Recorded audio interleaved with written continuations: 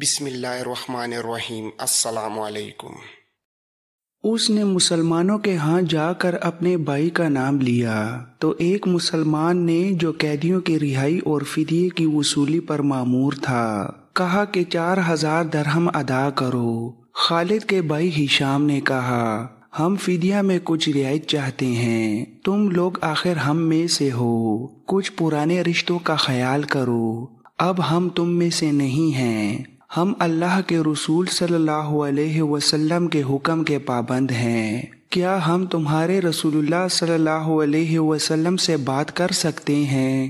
خالد نے گرج کر کہا ہشام، میں اپنے بھائی کو اپنے وقار پر قربان کر چکا تھا مگر تم مجھے ساتھ لے آئے، یہ جتنا مانگتے ہیں اتنا ہی دے دو، میں محمد صلی اللہ علیہ وسلم کے سامنے جا کے رحم کی بھیک نہیں مانگوں گا۔ اس نے درہموں سے بھری تھیلی مسلمانوں کے سامنے پھینکتے ہوئے کہا گن لو اور ہمارے بھائی کو ہمارے حوالے کر دو۔ رقم گنی جا چکی تو ولید کو خالد اور ہشام کے حوالے کر دیا گیا اور تینوں بھائی اسی وقت مکہ کو روانہ ہو گئے۔ راستے میں دونوں بھائیوں نے ولید سے پوچھا کہ ان کی شکست کا باعث کیا تھا۔ انہیں توقع تھی کہ ولید جو ایک جنگجو خاندان کا جوان تھا، انہیں جنگی فہم و فراست اور حرب و ضرب کے طور طریقوں کے مطابق مسلمانوں کی جنگی چالوں کی خوبیاں اور اپنی خامیاں بتائے گا، مگر ولید کا انداز ایسا اور اس کے ہونٹوں پر مسکراہٹ ایسی تھی جیسے اس پر کوئی پراسرار اثر ہو۔ خالد نے اس سے پوچھا ولید کچھ تو بتاؤ، ہمیں اپنی شکست کا انتقام لینا ہے، قریش کے تمام سردار اگلی جنگ میں شامل ہو رہے ہیں، ہم ارد گرد کے قبائل کو بھی ساتھ ملا رہے ہیں اور وہ مکہ میں جمع ہونا شروع ہو گئے ہیں۔ ولید نے کہا سارے عرب کو اکٹھا کر لو خالد، تم مسلمانوں کو شکست نہیں دے سکو گے، میں نہیں بتا سکتا کہ محمد صلی اللہ علیہ وسلم کے ہاتھ میں کوئی جادو ہے یا ان کا نیا عقیدہ سچا یا کیا بات ہے کہ میں نے ان کا قیدی ہوتے ہوئے بھی انہیں ناپسند نہیں کیا۔ ہشام نے کہا پھر تو تم اپنے قبیلے کے غدار ہو یا تم پر ان کا جادو اثر کر گیا ہے۔ وہ یہودی پیشوا ٹھیک کہتا تھا کہ محمد صلی اللہ علیہ وسلم کے پاس کوئی نیا عقیدہ اور نیا مذہب نہیں، اس کے ہاتھ میں کوئی جادو آ گیا ہے۔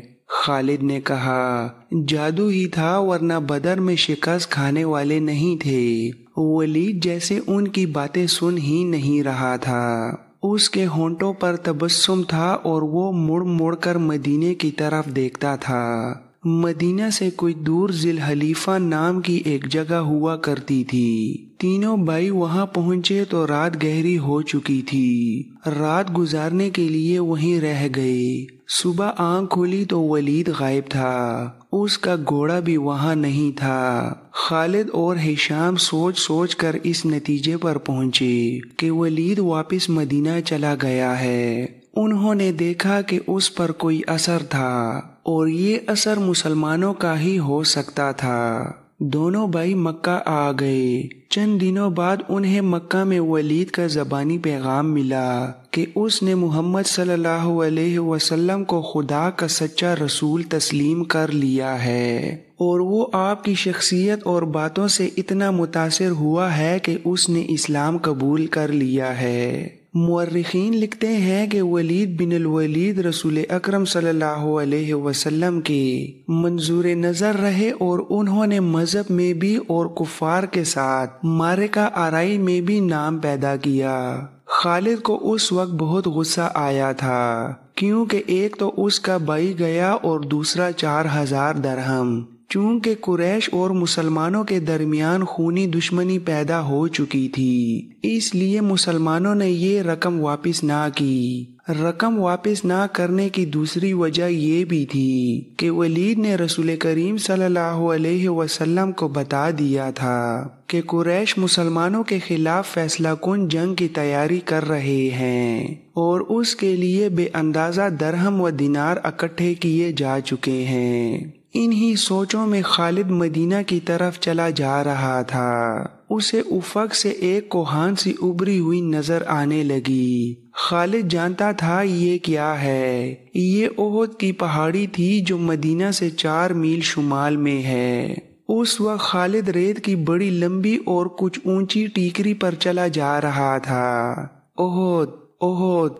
خالد کے ہونٹوں سے سرگوشی نکلی اور اسے اپنی للکار سنائی دینے لگی، میں ابو سلیمان ہوں، میں ابو سلیمان ہوں۔ اس کے ساتھ ہی اسے ایک خونریز جنگ کا شور و غل اور سینکڑوں گھوڑوں کے ٹاپ اور تلواریں ٹکرانے کی آوازیں سنائی دینے لگیں۔ خالد یہ جنگ لڑنے کے لیے بےتاب تھا اور اس نے یہ جنگ لڑی بھی۔ خالد کا ذہن پیچھے ہی ہٹتا گیا۔ 4 ہی سال پہلے کا واقعہ تھا۔ مارچ 625 شوال 3 ہجری کے مہینے میں قریش نے مدینے پر حملہ کرنے کے لیے جو لشکر تیار کیا تھا وہ مکہ میں اکٹھا ہو چکا تھا، جس کی کل تعداد 3000 تھی۔ اس میں 700 افراد نے ذرا پہن رکھی تھی، گھڑ سوار 200 کے لگ بھگ تھے، رسد اور سامان جنگ 3000 اونٹوں پر لدا ہوا تھا۔ یہ لشکر کوچ کے لیے تیار تھا۔ خالد کو ایک روز پہلے کی بات کی طرح یاد تھا کہ اس لشکر کو دیکھ کر وہ کس قدر خوش ہوا تھا، کیونکہ انتقام کی آگ بجھانے کا وقت آ گیا تھا۔ اس لشکر کا سالار اعلیٰ ابو سفیان تھا اور خالد اس لشکر کے ایک حصے کا کمانڈر تھا۔ اس کی بہن بھی اس لشکر کے ساتھ جا رہی تھی۔ اس کے علاوہ 14 عورتیں اس لشکر کے ساتھ جانے کے لیے تیار تھیں۔ ان میں ابو سفیان کی بیوی ہند بھی تھی۔ عمرو بن العاص اور ابو جہل کے بیٹے اکرمہ کی بیویاں بھی شامل تھیں اور باقی سب گانے بجانے والیاں تھیں۔ سب کی آواز میں سوز تھا اور ان کے ساتھ دف اور ڈھولک تھے۔ ان عورتوں کا جنگ میں یہ کام تھا کہ جوشیلے اور جذباتی گیت گا کر سپاہیوں کا حوصلہ بلند رکھیں اور ان کی یاد تازہ کرتی رہیں جو جنگ بدر میں مارے گئے تھے۔ خالد کو افریقہ کا ایک حبشی یاد آیا جس کا نام وحشی بن حرب تھا۔ وہ قریش کے ایک سردار جبیر بن معتمم کا غلام تھا۔ وہ دراز قد اور سیاہ رو اور طاقتور تھا۔ اس نے برچی مارنے کے فن میں شہرت حاصل کی تھی۔ اس کے پاس افریقہ کی بنی ہوئی برچی تھی۔ اس کا افریقی نام کچھ اور تھا، پر اسے عربی نام جبیر نے اس کے جنگی کمالات دیکھ کر دیا تھا۔ کوچ سے کچھ دیر پہلے جبیر بن معتمم نے اس سے کہا، بن حرب، مجھے اپنے چچا کے خون کا بدلہ لینا ہے، شاید مجھے موقع نہ مل سکے۔ میرے چچا کو بدر کی لڑائی میں محمد صلی اللہ علیہ وسلم کے چچا حمزہ نے قتل کیا تھا۔ اگر تم حمزہ کو قتل کر دو تو میں تمہیں آزاد کر دوں گا۔ وحشی بن حرب نے کہا، حمزہ میری برچی سے قتل ہوگا آقا۔ یہ حبشی غلام اس طرف جا نکلا جہاں وہ عورتیں اونٹوں پر سوار ہو چکی تھیں جو اس لشکر کے ساتھ جا رہی تھیں۔ کسی عورت نے پکارا، ابو اسما۔ یہ وحشی بن حرب کا دوسرا نام تھا۔ وہ رکا اور دیکھا کہ ابو سفیان کی بیوی ہند اسے بلا رہی تھی۔ وہ اس کے قریب گیا تو ہند نے اسے کہا، ابو اسما، حیران نہ ہو، تجھے میں نے بلایا ہے۔ میرا سینہ انتقام کی آگ سے جل رہا ہے، میرا سینہ ٹھنڈا کر دے۔ حکم کریں خاتون، اپنے سالار کی زوجہ کے حکم پر اپنی جان بھی دے دوں گا۔ بدر میں میرے باپ کو حمزہ نے قتل کیا تھا، تو حمزہ کو اچھی طرح پہچانتا ہے۔ یہ دیکھ میں نے سونے کے جو زیورات پہن رکھے ہیں، اگر تو حمزہ کو قتل کر دے گا تو یہ سب زیورات تیرے ہوں گے۔ وحشی بن حرب نے ہند کے زیورات پر نظر ڈالی تو وہ مسکرایا اور زیر لب پرعزم لہجے میں بولا، حمزہ کو میں ہی قتل کروں گا۔ خالد کو اپنے لشکر کا کوچ یاد تھا۔ اسی راستے سے لشکر مدینہ کو گیا تھا۔ اس نے ایک بلند جگہ کھڑے ہو کر لشکر کو دیکھا تھا جس سے اس کا سینہ فخر سے پھیل گیا تھا۔ اسے مدینہ کے مسلمانوں پر رحم آیا تھا، لیکن اس رحم نے بھی اسے مسرت دی تھی۔ یہ خون کی دشمنی تھی اور اس کے وقار کا مسئلہ تھا۔ مسلمانوں کو کچل ڈالنا اس کا عزم تھا۔ جنگ احد کے بہت دن بعد اسے پتہ چلا تھا کہ جب مکہ میں قریش اپنا لشکر جمع کر رہے تھے تو اطلاع رسول کریم صلی اللہ علیہ وسلم کو مل گئی تھی، اور جب یہ لشکر مدینہ کے راستے میں تھا تو رسول خدا کو اس کی رفتار، پڑاؤ اور مدینہ سے فاصلے کی اطلاع مسلسل ملتی رہی تھی۔ آپ صلی اللہ علیہ وسلم کو لشکر کے مکہ سے کوچ کی اطلاع حضرت عباس رضی اللہ تعالی عنہ نے دی تھی۔ قریش کے اس لشکر نے مدینہ سے کچھ میل دور کوہ احد کے قریب ایک ایسی جگہ کیمپ کیا تھا جو ہری بھری تھی اور وہاں پانی بھی تھا۔ خالد کو معلوم نہ تھا کہ مسلمانوں کے 2 جاسوس اس لشکر کی پوری تعداد دیکھ آئے ہیں اور رسول کریم صلی اللہ علیہ وسلم کو بتا چکے ہیں۔ 21 مارچ سن 625 کے روز رسول کریم صلی اللہ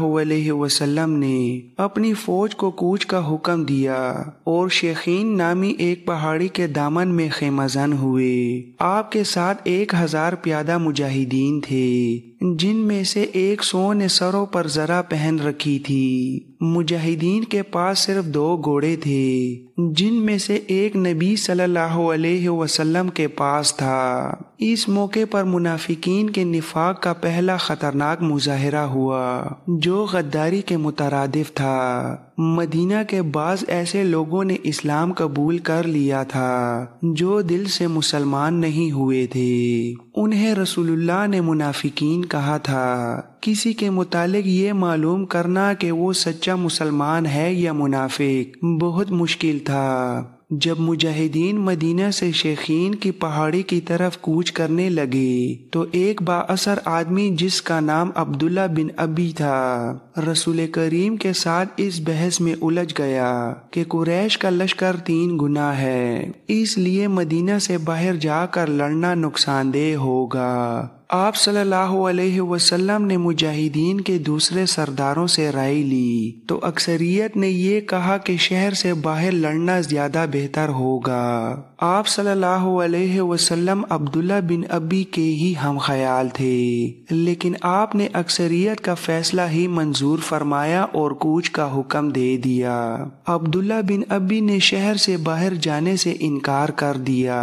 اس کے پیچھے ہٹنے کی دیر تھی کہ لشکر میں سے 300 آدمی پیچھے ہٹ گئے۔ تب پتہ چلا کہ یہ سب منافقین تھے اور عبداللہ ان کا سردار ہے۔ اب 3000 کے مقابلے میں مجاہدین کی نفری صرف 700 رہ گئی۔ رسول اللہ دل برداشتہ نہ ہوئے اور 700 ہی کو ساتھ لے کر کوہ احد کے دامن میں شیخین کے مقام پر مجاہدین کو جنگی ترتیب میں کر دیا۔ خالد نے ایک بلند ٹیکری پر کھڑے ہو کر مسلمانوں کی ترتیب دیکھی تھی اور اس نے اپنے سالار ابو سفیان کو بتا کر اپنے دستے کی جگہ طے کر لی۔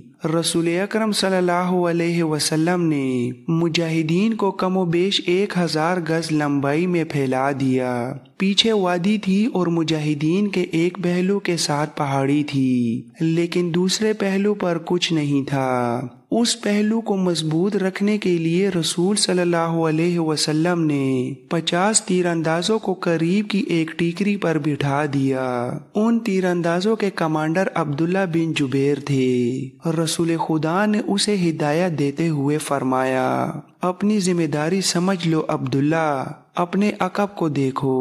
دشمن ہمارے عقب میں نقل و حرکت کر سکتا ہے جو ہمارے لیے خطرہ ہے۔ دشمن کے پاس گھڑ سوار زیادہ ہیں اور وہ ہمارے پہلو پر گھڑ سواروں سے حملہ کر سکتا ہے۔ اپنے تیر اندازوں کو گھڑ سواروں پر مرکوز رکھو، پیادوں کا مجھے کوئی ڈر نہیں۔ تقریباً تمام مستند مورخین جن میں ابن ہشام اور واقدی خاص طور پر قابل ذکر ہیں لکھتے ہیں کہ رسول کریم نے عبداللہ بن جبیر رضی اللہ تعالی عنہ کو واضح الفاظ میں کہا تھا، ہمارا عقب صرف تمہاری بیداری اور مستعدی سے محفوظ رہے گا، تمہاری ذرا سی کوتاہی بھی ہمیں بڑی ذلت آمیز شکست دے سکتی ہے۔ یاد رکھو عبداللہ، اگر تم دشمن کو بھاگتے ہوئے اور ہمیں فتح یاب ہوتے ہوئے دیکھ لو تو بھی اس جگہ سے نہ ہلنا، اگر دیکھو کہ ہم پر دشمن کا دباؤ بڑھ گیا ہے اور تمہیں ہماری مدد کے لیے پہنچنا چاہیے تو بھی یہ جگہ نہ چھوڑنا۔ پہاڑی کی یہ بلندی دشمن کے قبضے میں نہیں جانی چاہیے، یہ بلندی تمہاری ہے، وہاں سے تم نیچے اس تمام علاقے کے حکمران ہوگے جہاں تک تمہارے تیر اندازوں کے تیر پہنچیں گے۔ خالد نے مسلمانوں کی ترتیب دیکھی اور ابو سفیان کو بتایا کہ مسلمان کھلے میدان کی لڑائی نہیں لڑیں گے۔ ابو سفیان کو اپنی کثیر نفری پر ناز تھا، وہ چاہتا تھا کہ لڑائی کھلے میدان میں یعنی لامحدود محاذ پر ہو تاکہ وہ اپنے پیادوں اور گھوڑوں کے افراد سے مجاہدین اسلام کو کچل ڈالے۔ خالد کو اپنے باپ نے جنگی چالوں کی ترتیب بچپن سے دینی شروع کر دی تھی، دشمن پر بے خبری میں پہلو یا عقب سے جھپٹنا اور دشمن کو چکر دے دے کر مارنا، اپنے دستوں کی تقسیم اور ان پر کنٹرول اس کی تربیت میں شامل تھا جو اسے باپ نے دی تھی۔ اس نے تجربہ کار سردار کی نگاہوں سے مجاہدین کی ترتیب دیکھی تو اس نے محسوس کیا کہ مسلمان فن و حرب کے کمالات دکھا سکتے ہیں۔ ابو سفیان اپنی فوج کو مسلمانوں کے بالمقابل لے گیا، اس نے گھڑ سواروں کو مسلمانوں کے پہلوؤں پر حملہ کرنے کے لیے بھیجا، ایک پہلو پر خالد اور دوسرے پر اکرمہ تھا، دونوں کے ساتھ 100 گھڑ سوار تھے۔ تمام گھڑ سواروں کا کمانڈر عمرو بن العاص تھا۔ پیادوں کے آگے ابو سفیان نے 100 تیر انداز رکھے۔ قریش کا پرچم طلحہ بن ابو طلحہ نے اٹھا رکھا تھا۔ اس زمانے کی جنگوں میں پرچم کو دل جیسی اہمیت حاصل تھی، پرچم کے گرنے سے فوج کا حوصلہ ٹوٹ جاتا اور بھگدڑ مچ جاتی تھی۔ قریش نے جنگ کی ابتدا اس طرح کی کہ ان کی صفوں سے ایک شخص ابو عامر فاسق آگے ہو کر مجاہدین کے قریب چلا گیا، اس کے پیچھے قریش کے غلاموں کی کچھ تعداد بھی تھی۔ ابو عامر مدینے کا رہنے والا تھا، وہ قبیلہ اوس کا سردار تھا۔ جب رسول کریم مکہ سے ہجرت کر کے مدینہ گئے تو ابو عاص نے قسم کھا لی تھی کہ وہ آپ صلی اللہ علیہ وسلم کو اور تمام مسلمانوں کو مدینہ سے نکال کر دم لے گا۔ اس پر ایک بڑی ہی حسین یہودن کا اور یہودیوں کے مال و دولت کا طلسم طاری تھا۔ یہودیوں کی اسلام دشمن کارروائیاں زمین دوز ہوتی تھیں، بظاہر انہوں نے مسلمانوں کے ساتھ دوستی اور فرما برداری کا معاہدہ کر رکھا تھا۔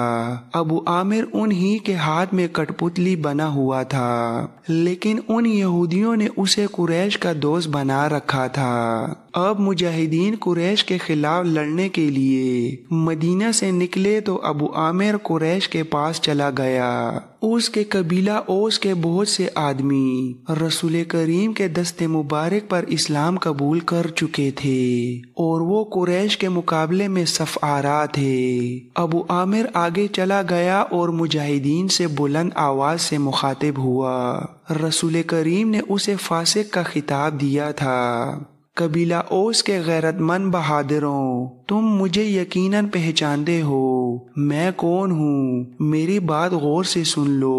وہ اپنی للکار پوری نہ کر پایا تھا کہ مجاہدین اسلام کی صف سے قبیلہ اوس کے ایک مجاہد کی آواز گرجی، او فاسق بدکار، ہم تیرے نام پر تھوک چکے ہیں۔ خالد کو وہ وقت یاد آ رہا تھا، مجاہدین اسلام کی صف سے ابو عامر اور اس کے ساتھ گئے ہوئے غلاموں پر پتھروں کی بچھاڑ شروع ہو گئی۔ مورخ لکھتے ہیں کہ پتھر برسانے والے قبیلہ اوس کے مجاہدین تھے۔ ابو عامر اور غلام جو مجاہدین کے پتھروں کی زد میں تھے، ایک ایک دو دو پتھر کھا کر پیچھے بھاگ آئے۔ یہودی مدینہ میں بیٹھے لڑائی کی خبروں کا انتظار کر رہے تھے۔ جس یہودن کے طلسم میں ابو عامر گرفتار تھا وہ اپنی کامیابی کی خبر سننے کے لیے بےتاب تھی۔ اسے ابھی معلوم نہ تھا کہ اس کے حسن و جوانی کے طلسم کو مسلمانوں نے سنگسار کر دیا ہے۔ اس سیریز کی آنے والی ویڈیوز میں یہودیوں اور قریش کی عورتوں کی زمین دوز کارروائیوں کی تفصیلی داستان سنائی جائے گی۔ ابو عامر فاسق کے اس واقعے سے پہلے وہ عورتیں جو قریش کے لشکر کے ساتھ گئی تھیں لشکر کے درمیان کھڑی ہو کر سریلی آوازوں میں ایسے گیت گا رہی تھیں جن میں بدر میں مارے جانے والے قریش کا ذکر ایسے الفاظ میں ایسی طرز میں کیا گیا تھا کہ سننے والوں کا خون کھولتا اور رونگٹے کھڑے ہو جاتے تھے۔ ان عورتوں میں سے ایک دو نے جوشیلی تقریر کی صورت میں بھی قریش کے خون کو گرمایا تھا۔ عورتوں کو پیچھے چلے جانے کا حکم ملا تو ابو سفیان کی بیوی ہند نے ایک گھوڑے پر سوار ہو کر ایک گیت گانا شروع کر دیا۔ اس کی آواز بلند تھی اور سوز بھی کافی تھا۔